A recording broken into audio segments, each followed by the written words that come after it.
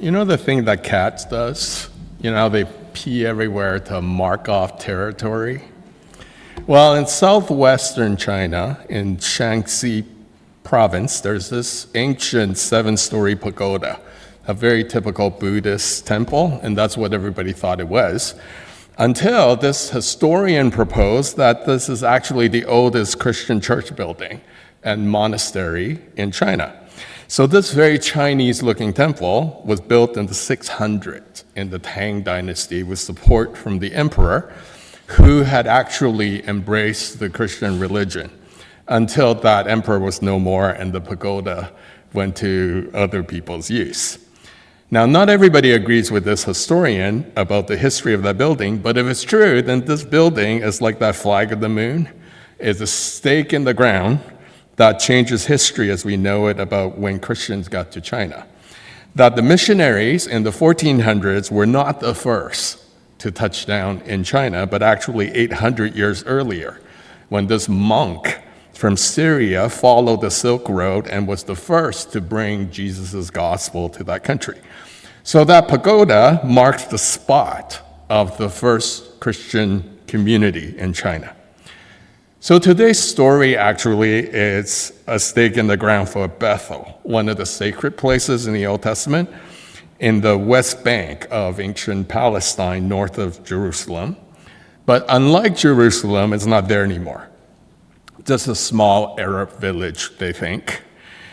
So today's story tells us why Bethel was so important to the Jewish religion as a place of worship, because Jacob worshiped God there and encountered God there, and he marked it as a special place in a special moment of his life.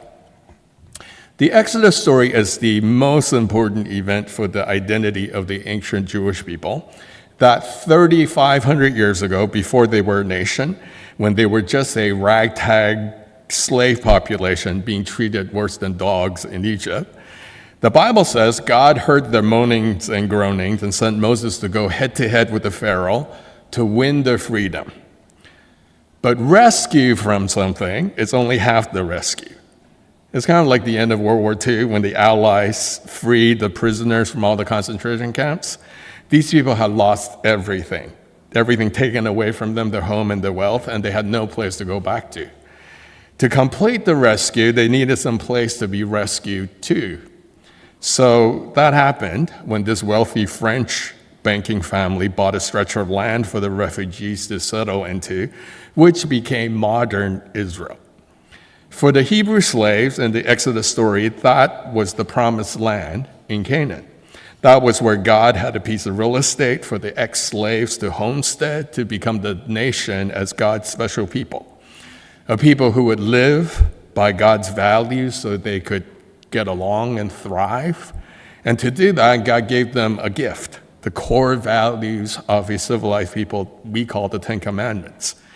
And that's the climax of the Exodus story, so much so that the entire 5 books of Moses at the beginning of the Bible is called the Torah, the law. And Genesis is the bumpy backstory of that leads to that climax. Because from the first line of the first chapter of Genesis, when it says the world was formless and void, the storyteller is telling us that the big theme of Israel's story is that everything was chaos until God got his hands around it and made some order out of the chaos. So in the creation story, God pulled back the chaos and made a space for us creatures to breathe air and not drown and make a life. And out of the primordial goo, God built the Garden of Eden in the middle of the wilderness for creatures to thrive, except Adam and Eve walked out of the garden because they didn't want the hassle of life with God. And instead, they opted to make their own civilization in the wilderness. Instead of God's idea of good, they had their own ideas, which rapidly spiraled into murder and violence. So the chaos became more chaotic, which continues to dominate our news cycles today. It's what the lady at Safeway said to me, shaking her head, when my self-checkout machine stalled and she had to come and fix it. I asked her what's wrong with it, and she said, I don't know. how to open it up. With some frustration, she said, "It's chaos. The whole world is chaos." So from the moment Adam and Eve left Eden, the whole backstory is now peppered with God showing up here and there in the chaos, while humans go about their chaotic lives in the wild west of human civilization. God is quietly working to recruit some individuals to rebuild that garden, where a nation of his people would live out his values, which would allow the conditions for our lives to thrive. Values that not only create order, but the conditions for a good life and good relationships.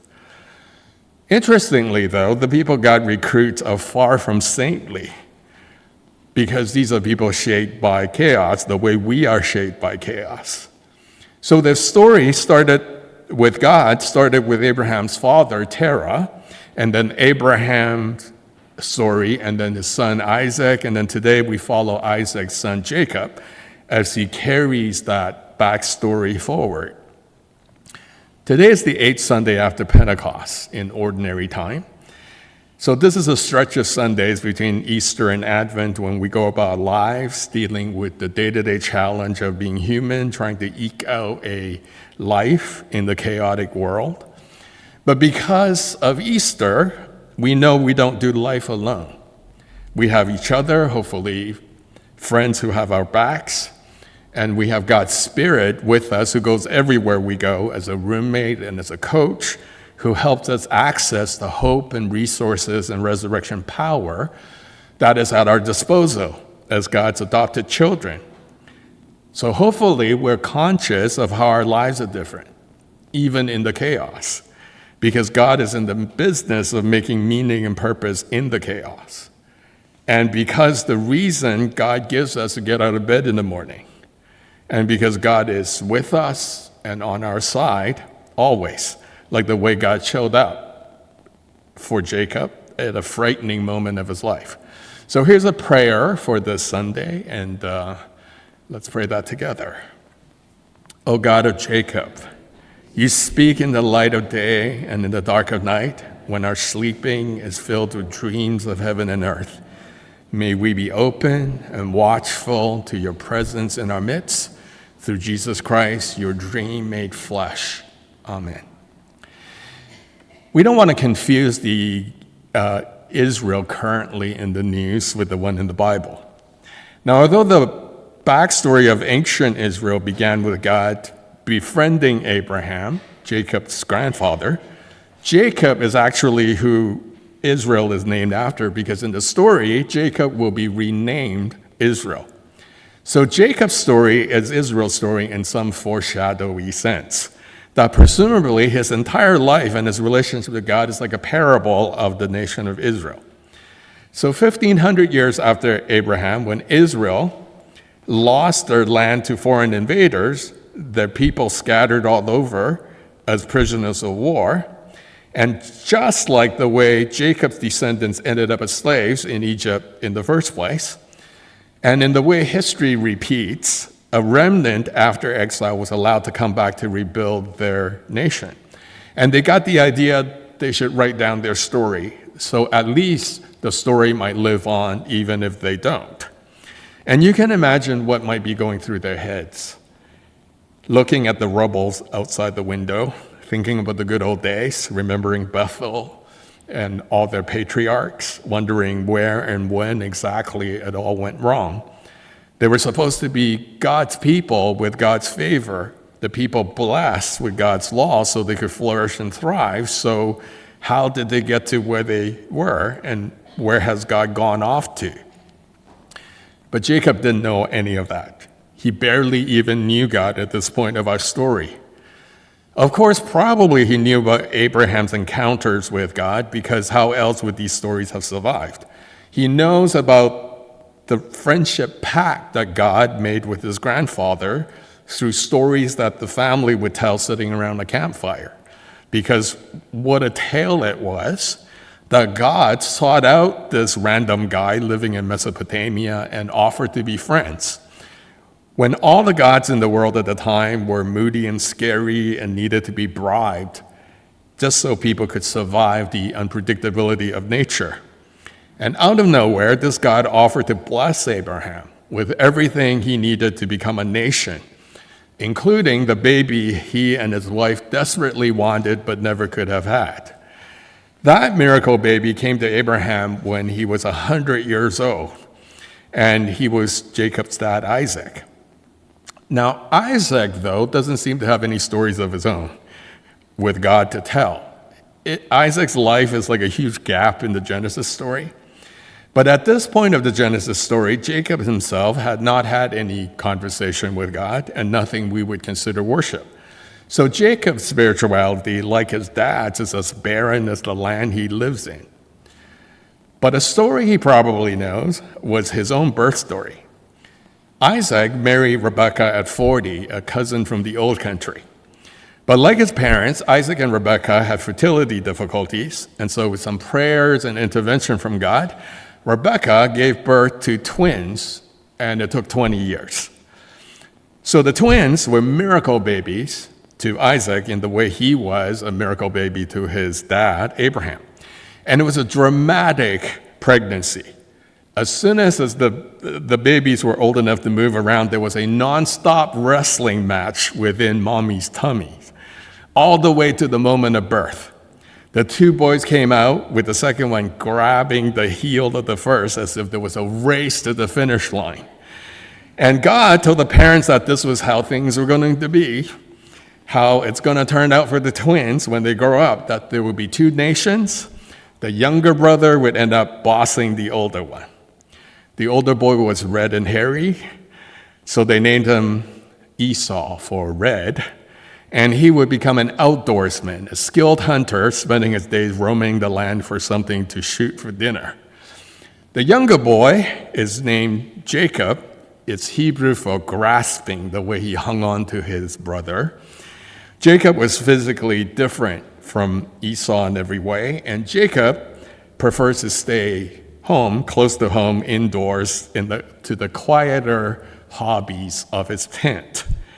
Now, it turns out what God told the parents was a kind of self-fulfilling prophecy.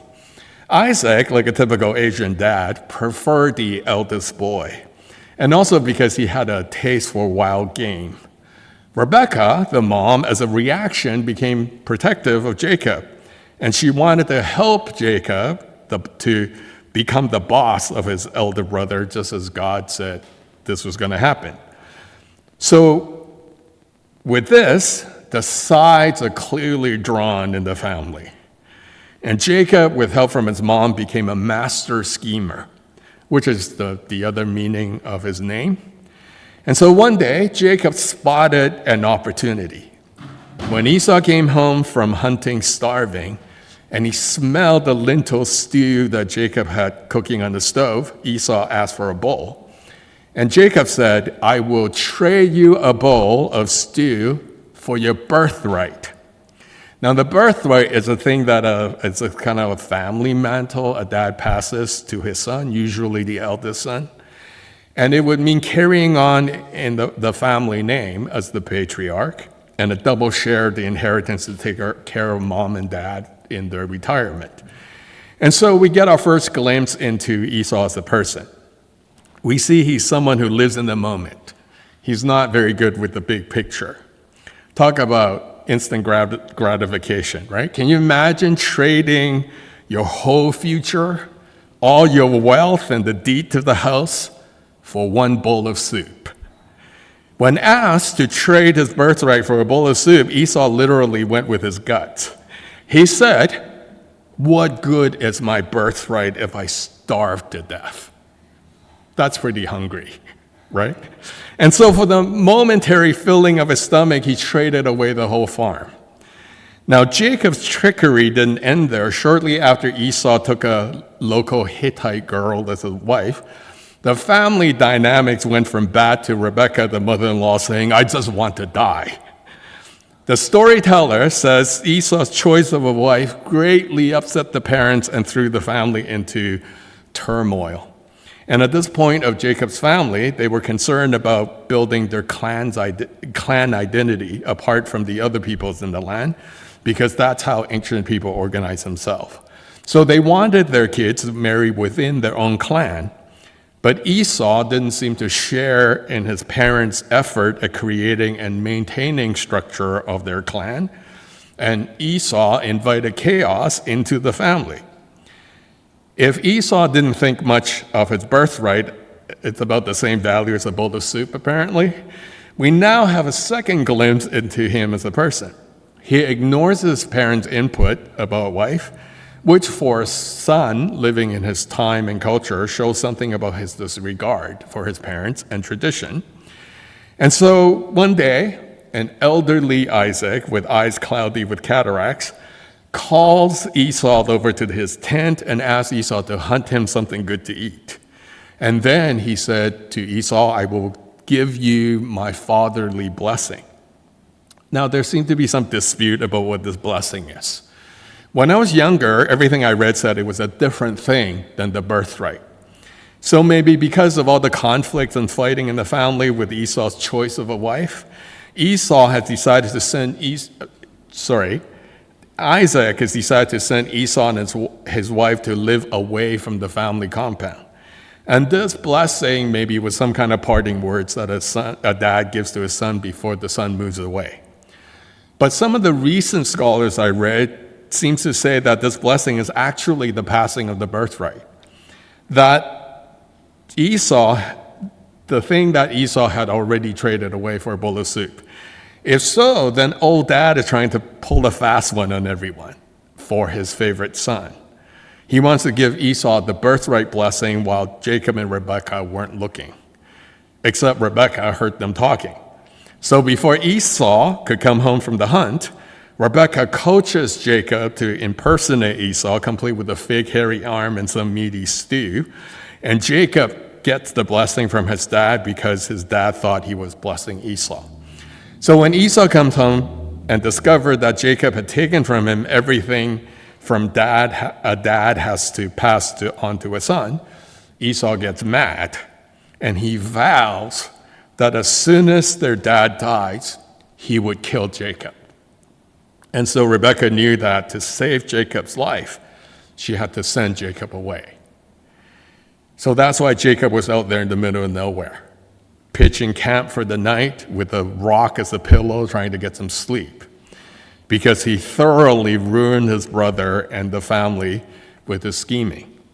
And his mother was worried that Jacob's brother Esau might actually murder Jacob in rage in the best case scenario, or in the worst case, they would just end up killing each other, leaving the family with no sons. That's why Jacob's parents sent Jacob back to the relatives in the old country with the excuse for him to go look for a wife from his own people and not repeat the thing that Esau did. But actually, what they wanted was to put some distance between the two brothers. And this was a place where Jacob saw a vision in his sleep of a portal connecting heaven and earth opening up. You know, if you've been to a banquet in a hotel, you know they have this secret back corridor behind the ballroom where the servers run back and forth from the kitchen with their trays. They bring food to the ballroom and run dirty dishes back. So they're not running around the front of the hotel with all that stuff. And that's what Jacob got to see. The normally shielded passageway with the hustle of heavenly messengers running around going about the business between worlds. This is God working behind the scene of the chaos that we see in the world. But next to the hustle, Jacob saw God standing there, looking down over him. So here's Jacob running for his life in distress, and God visits him with a reassuring message. I'm here. I got you. Everything will be fine. So in the morning, Jacob made a little stone altar. He planted a flag, and he named that middle of nowhere place Bethel. Beth is house, El is God. So Bethel is the house of God. It's where Jacob encountered God in a particularly stressful moment of his life. And maybe it's the first moment of his life when the schemer found himself in over his head. And for the first time, he really needed a higher power. And Bethel is where Jacob leaned into God. Now, if you met Jacob at a cocktail party, do you think you'll become friends? Personally, I don't find him somebody I want to turn my back to, because he's likely to stab me if there's something in it for him. But in some sense, he's very human. He's living in an uncertain world where you have to look after yourself. When I was a kid, a man in the church won the lottery. So one day my family was talking about this as we walked from the car to the restaurant. And we were debating, it's one of those things at the time, whether Christians should buy lottery tickets. And my mom and I were, idealistic. So I said, if God wanted to give us $1 million, he would find a way without us having to have a lottery ticket. But my dad rebutted that with, if you don't buy a ticket, how would you win? So Jacob is that part of us who feel like if something is going to happen, we have to make it happen. That is, until we encounter things entirely out of our control, like a health scare, money issues, earthquakes, and wildfires. It's all the things that pull the rug out from under our lives in ordinary time. And we have to look outside. We have to look outside of us and face our limitedness as vulnerable creatures. 2 months ago, I had a puzzling blood test that got me looking up for that door that opens up between worlds. Now, I'm aware as I tell you the story that, I'm not the first one in this room to have a puzzling blood test. But the blood test says I have extremely low red blood cell count. And I have a friend who's a nurse who says with that kind of numbers in the hospital, they would put you on an infusion. None of my doctors seem to know why this is happening. And so, of course, I go to the internet, and that got my imagination running wild with all kinds of worst-case scenarios like cancer. So with everything I learned to take care of my health, I didn't know how to fix this one. So after a particularly stressful week, I had this conversation with God, knowing God is just behind some door with his eyes on me, listening. I've lived an interesting life. I said to God, I'm content. I don't know how to fix this problem. So if it's not my time to go, you have to fix it. Now, I just had another blood test. I'm almost back to normal. And I didn't do any of the things the doctor said, just took some iron pills and ate liver a couple of times a week. Jacob's story makes us ask a puzzling question about how God chooses his friends. Because don't you want to know? Especially those of us who wonder how to make God like somebody like me. And the story leaves us scratching our heads.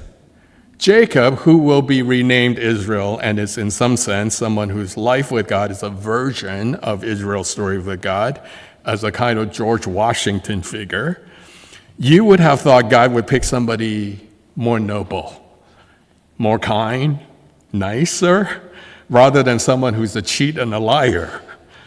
And neither is there any attempt for the people who wrote down the story on paper to make him more noble or heroic. He's just a guy, as bumbling and confused and conflicted as any of us are on any given day. And perhaps that's the biblically important point of the story, that the answer to our question of what we need to do to make God like us, the answer is we don't need to make God like us. He already likes us as much as it is possible and as much as we need him to. Our tics and weirdness don't bother God at all. We don't need to fix ourselves before he will pay attention to us and have feelings for us. And he wants to be friends with us just the way we are, warts and all. So take a moment, begin a conversation with God.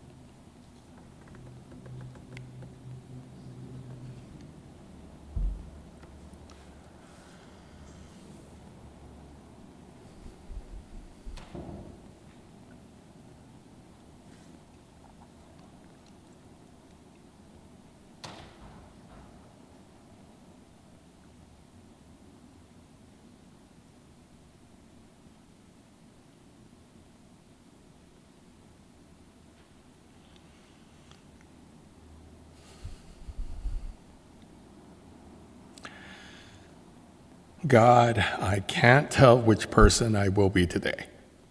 Kind and loving, turn the other cheek, and I'll be right here, soft but strong. I will keep no records of wrongs. Or I might be someone else entirely, brittle and judgmental. I'm taking my share, and you deal with it alone. Hard but weak. I will keep every record, darn it. I'm an accountant in this world that does not give me what I'm owed. God, these multiple selves, of course you know, are parts of a whole. You send the love I have to give. You grieve the pain that causes me to withhold. You send your spirit every day not to stitch us back together, but to heal every tender part from the inside out. So, in the meantime, bless this generous self, bless this breakable self, bless these many parts, and make them whole. Amen.